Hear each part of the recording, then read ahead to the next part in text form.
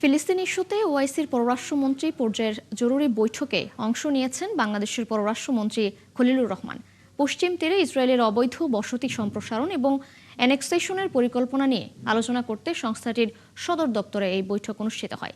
বৈঠকের সভাপতিত্ব করেন ওআইসির বর্তমান চেয়ারম্যান গাম্বিয়ার পররাষ্ট্রমন্ত্রী। পাকিস্তান, সৌদি আরব, তুরস্ক, ফিলিস্তিনি সহ ৫৭টি দেশের পররাষ্ট্রমন্ত্রীরা উপস্থিত ছিলেন। বাংলাদেশের পররাষ্ট্রমন্ত্রী ছাড়াও প্রধানমন্ত্রীর পররাষ্ট্র বিষয়ক উপদেষ্টা হুমায়ুন কবির উপস্থিত ছিলেন। এতে বাংলাদেশের জাতীয় নির্বাচনে তারেক রহমানের নেতৃত্বে বিএনপির নিরঙ্কুশ বিজয়ে শুভেচ্ছা জানান ওআইসি-ভুক্ত দেশের পররাষ্ট্রমন্ত্রীরা।